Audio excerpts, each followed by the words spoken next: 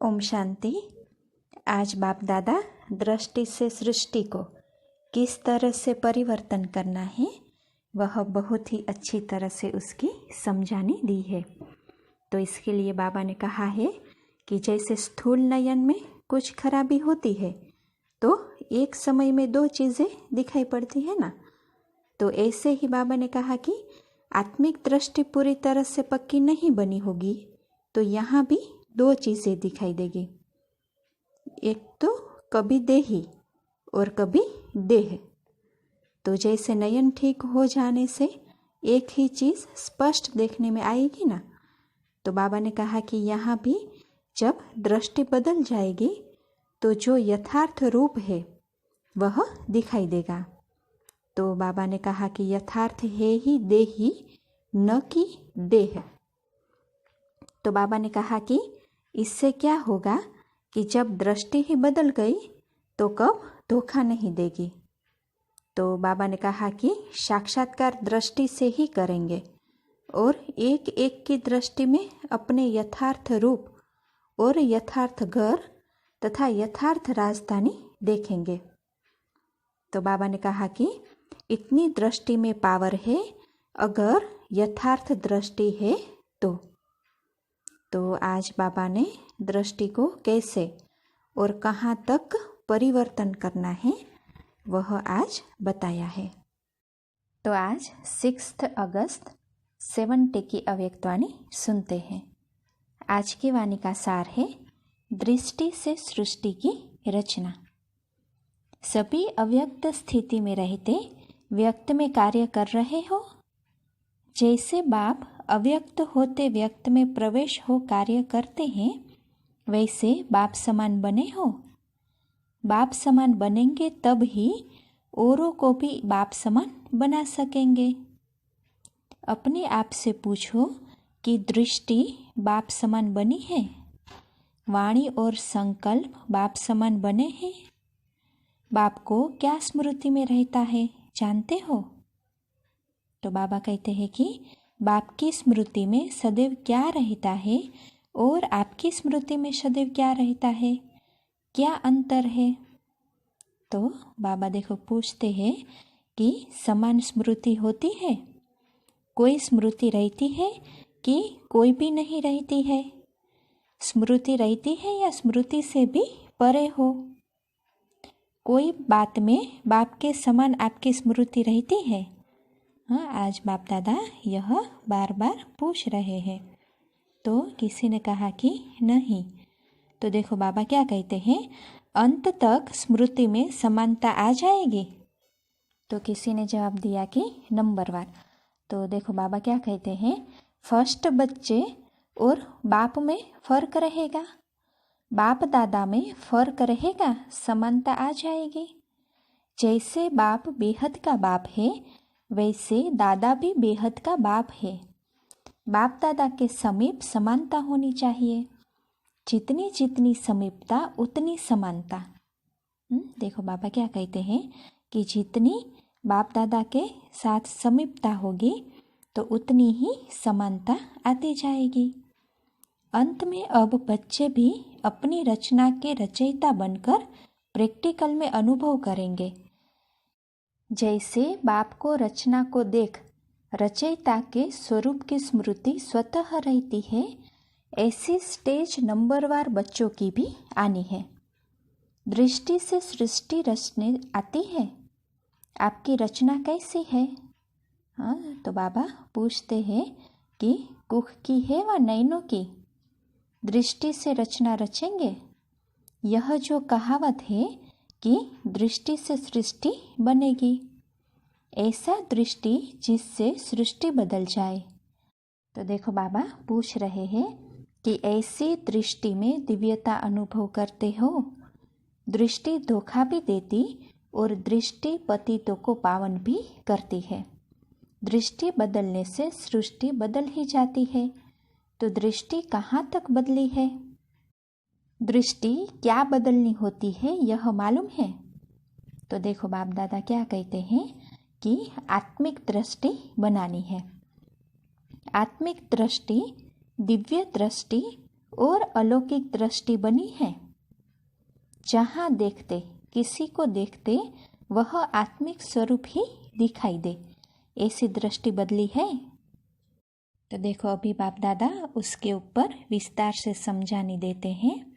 तो देखो बाप दादा क्या कहते हैं कि जिस दृष्टि में अर्थात नयनों में खराबी होती है तो एक समय में दो चीज़ें दिखाई पड़ती है।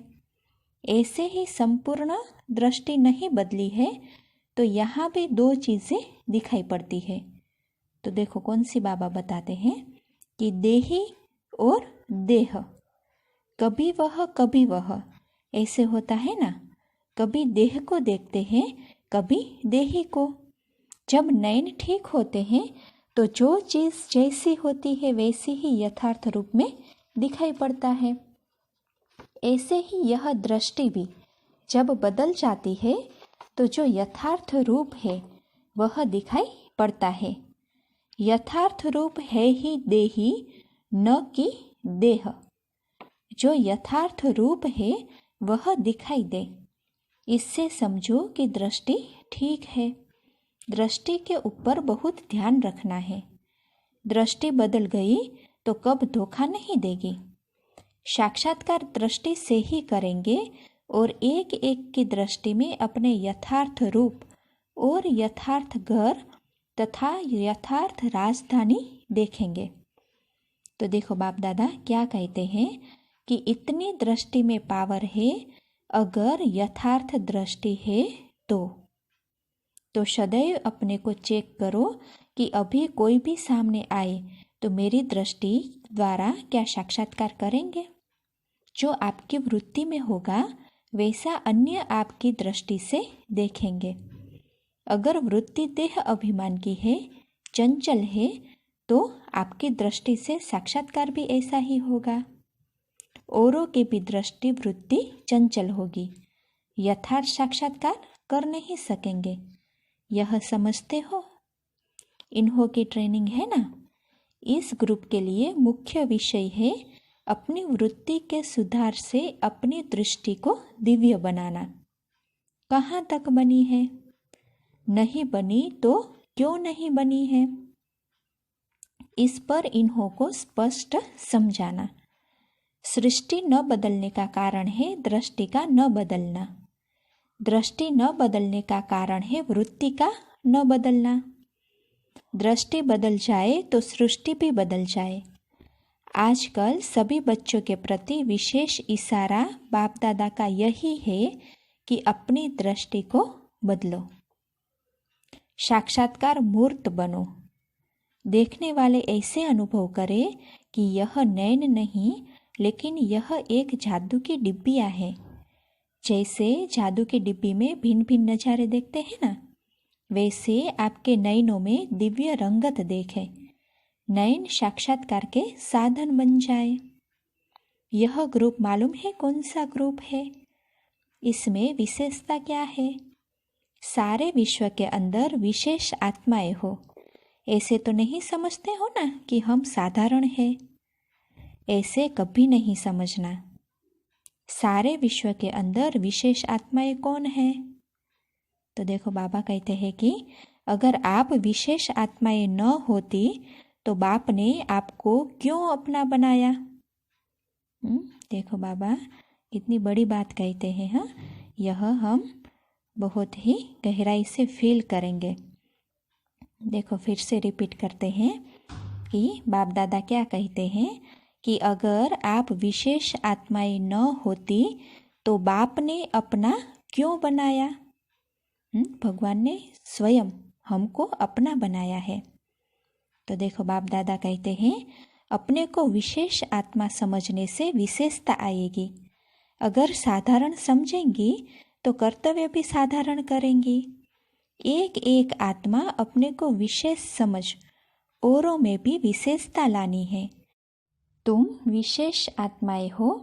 यह नशा ईश्वरीय नशा है, देह अभिमान का नशा नहीं। ईश्वरीय नशा सदैव नयनों से दिखाई दे। तो इस ग्रुप की विशेषता क्या है? आप अपने ग्रुप की विशेषता समझती हो? तो कोरा कागज है और कईयों ने विभिन्न बातें सुनाई। तो बाबा कहते हैं कि इस ग्रुप का टाइटल तो बहुत बड़ा है, ट्रेनिंग के बाद यही गुण कायम रहे, यह भी ट्रेनिंग चाहिए। अभी तो विशेषताएं बहुत अच्छी सुन रही हो। कोरे कागज पर जो कुछ लिखा जाता है वह स्पष्ट होता है। जितना स्पष्ट उतना श्रेष्ठ। अगर स्पष्टता में कमी है तो श्रेष्ठता में भी कमी। और कुछ मिक्स नहीं करना। कोई मिक्स बहुत करते हैं, इससे क्या होता है? तो देखो बाबा क्या कहते हैं कि यथार्थ रूप भी अयथार्थ हो जाता है। वही ज्ञान की बातें माया का रूप बन जाती है। इसीलिए इस ग्रुप की यह विशेषता चित्र में दिखाई दे कि यह ग्रुप सदा स्पष्ट और श्रेष्ठ रहा, सदैव अपने यथार्थ रूप में रहे। जो बात जैसी है उस रूप से जानकर धारण करनी है और चलते चलना है, यह है स्पष्टता। इस ग्रुप को बाप दादा क्या टाइटल देते हैं? जैसे कहावत है, छोटे सुभान अल्लाह, लेकिन बाप दादा कहते हैं छोटे तो समान अल्लाह, यानी कि बाप समान।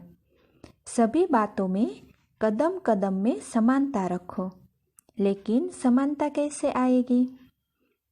समानता के लिए दो बातें ध्यान में रखना है। साकार रूप में क्या विशेषताएं थी?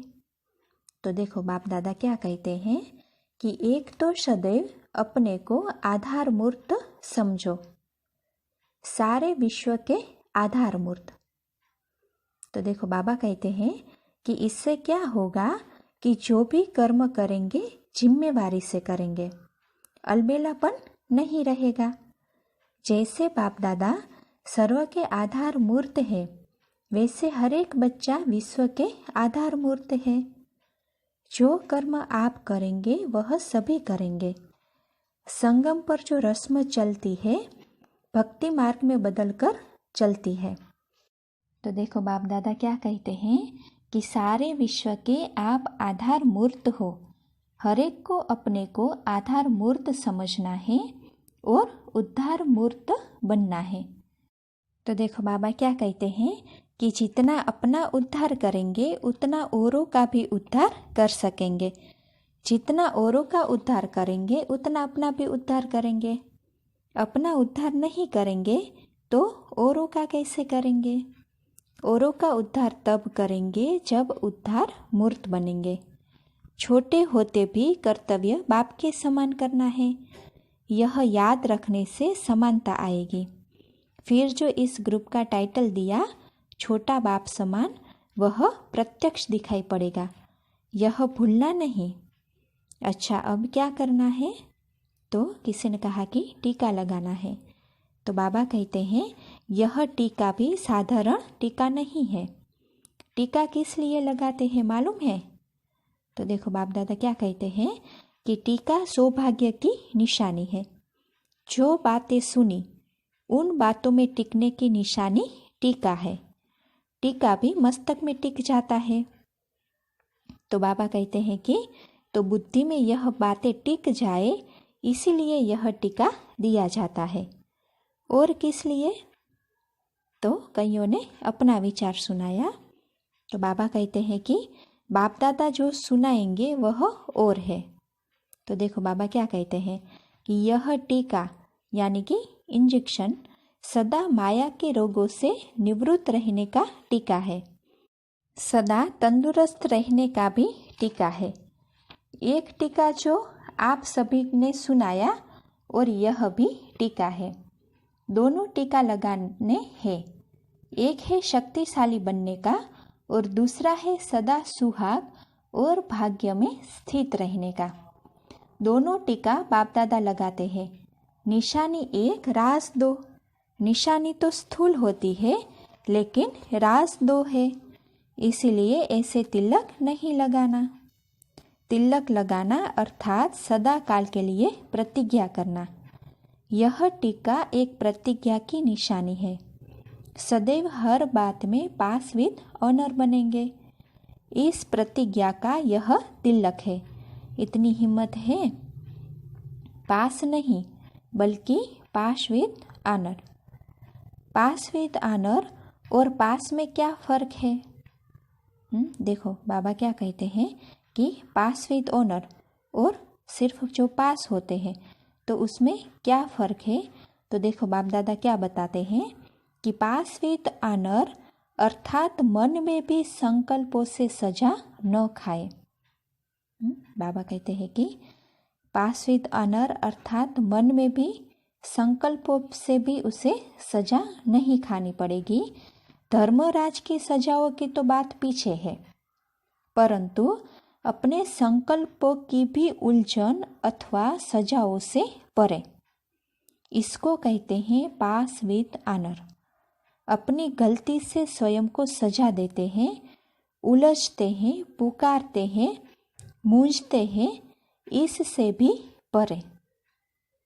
तो पास विथ ऑनर इसको कहते हैं। ऐसी प्रतिज्ञा करने को तैयार हो, संकल्पों में भी न उलझे। वाणी कर्म संबंध संपर्क की तो बात छोड़ दो, वह तो मोटी बात है। ऐसी प्रतिज्ञा वाला ग्रुप है, हिम्मतवान है। हिम्मत कायम रहेगी तो सर्व मददगार पत्ते रहेंगे। सहयोगी बनेंगे तो स्नेह मिलता रहेगा। जैसे वृक्ष में जो कोमल और छोटे पत्ते निकलते हैं वह बहुत प्रिय लगते हैं, लेकिन चिड़िया भी कोमल पत्तों को ही खाती है। सिर्फ प्यारे रहना किससे? बाप दादा के, न कि माया रूपी चिड़िया के। तो यह भी कोमल पत्ते हैं। कोमल पत्तों को कमाल करनी है। क्या कमाल करना है? अपने ईश्वरीय चरित्र के ऊपर सर्व को आकर्षित करना है। अपने ऊपर नहीं, चरित्र के ऊपर। इस ग्रुप के ऊपर पूरा ध्यान है। इस ग्रुप को अपने ऊपर भी इतना ध्यान रखना है। अच्छा, ओम शांति।